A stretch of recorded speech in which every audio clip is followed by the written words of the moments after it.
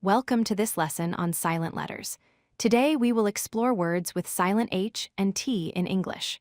Silent letters are letters that appear in the written form of a word but are not pronounced when we speak. Learning about silent letters will help you pronounce English words correctly. Silent letters are letters in a word that we write, but we do not hear when speaking. There are two main types we focus on today. Silent H means the letter H is written but not pronounced in certain words.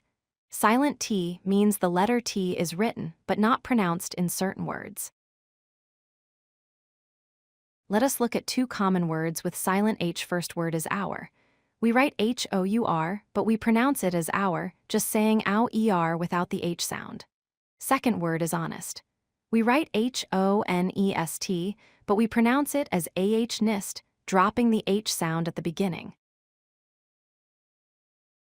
Here are two more examples of silent H. The word honor is spelled H-O-N-O-R, but we say A-H-N-E-R without pronouncing the H. The word heir is spelled H-E-I-R, but we say heir, completely dropping the H sound. Notice that silent H usually appears at the beginning of words. Now let us learn about silent T. The word listen is spelled L-I-S-T-E-N, but we pronounce it as L-I-S-S-N, not saying the T. The word castle is spelled C-A-S-T-L-E, but we say K-A-S-S-U-L without the T sound. These are common words where T is silent. Here are two more words with silent T. The word often is spelled O-F-T-E-N, but many people say often without the T. The word soften is spelled S-O-F-T-E-N, but we pronounce it as soften, dropping the T sound. Notice that silent T often appears before another consonant.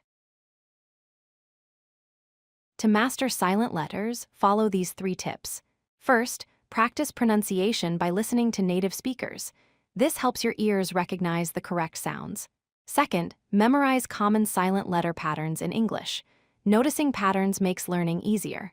Third, read aloud to reinforce correct pronunciations.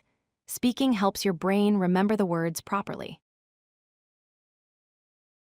Remember, learning silent letters takes practice and patience.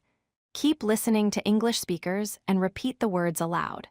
The more you practice, the more natural these pronunciations will become.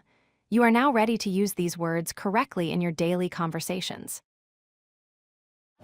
If you like this video, hit that like button and don't forget to subscribe.